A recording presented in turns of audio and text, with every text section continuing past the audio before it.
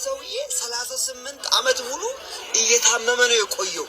በአልጋው ላይ ተኝቶ ወደ ውሃው የሚያስገባ ሰው አጥቶ ብዙ ዓመት ቆየ። ለካ ለምንድን ነው የዘገየው ብላችሁ ብትጠይቁ አልጋህን ተሸክመ ሂድ ለማለት ነው። አንዳንዴ እግዚአብሔር እሰጥሃለሁ እባርካለሁ ብሎ ዝም ይላል። ለምንድን ነው ብላችሁ መጽሐፍ ቅዱስ ብትጠይቁ አብርሃምን እግዚአብሔር አለው እኔ ኤልሻዳይ ነኝ፣ እኔ ሁሉን ቻይ ነኝ ካለ በኋላ ዘርህን እንደ ሰማይ ከዋክብት እንደ ምድር አሸዋ አበዛለሁ ብሎ ተናግሮ 25 ዓመት ሙሉ ዝም አለ። ነገር ግን ለምንድን ነው ዝም ያለው ብላችሁ ብትጠይቁ ለካ ይስሐቅን ለመስጠት ነው።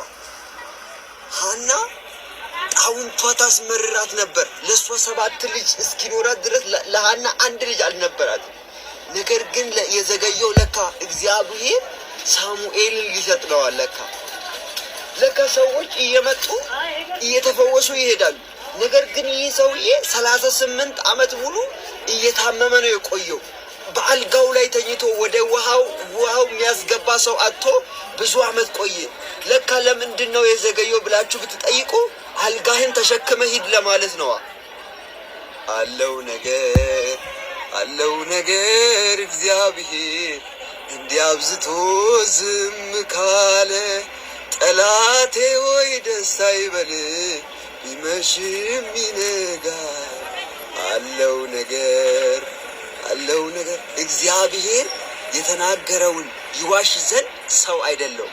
እግዚአብሔር የተናገረውን ያደርጋል። ስለዚህ አቋራጭ አትሂድ። አቋራጭ ሄዶ ነው እስማኤልን ያመጣው አብርሃም። ስለዚህ የተስፋ ቃሉን ይስሐቅን ጠብቅ። ተባረኩ። እግዚአብሔር ይባርክ። ሰማችታ ትልቅ መልእክት ነው። አንዳንዴ እግዚአብሔር እኔ እግዚአብሔር ቃል እንደሚያስደንቀኝ ምንም ነገር አስደንቀኝም። ሁልጊዜም የእግዚአብሔር ቃል ለእኔ አዲስ ነውና መጽሐፉ ባነበው ሁልጊዜ አዲስ ነው የእግዚአብሔር ቃል እና ይገርመኛል። በቃ ደስ እያለ ነው የምሰማው። እንደ እግዚአብሔር ቃል የሚጣፍጠኝ ነገር የለም። የእግዚአብሔር ቃል በጣም ይጣፍጠኛል። በጣም እወዳለሁ። ሁልጊዜ እኮ ነው ለምንድን ነው ያደረቅ እና የእግዚአብሔር ቃል ህይወትም ስለሆነ ይሄ ልጅ ብዙ ነገር ጠቁሟል።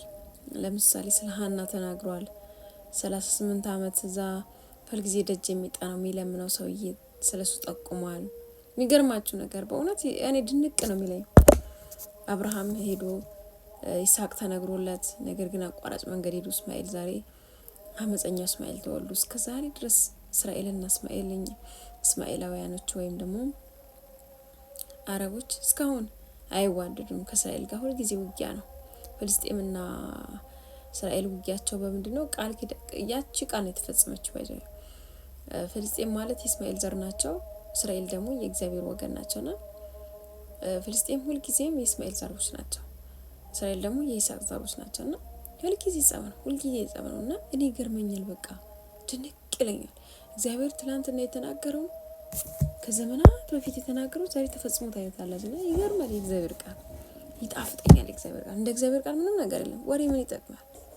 ወሬ እኮ አይጠቅምም፣ ህይወት አይሆንም። የእግዚአብሔር ቃል ግን ሁልጊዜም ህይወት ነው።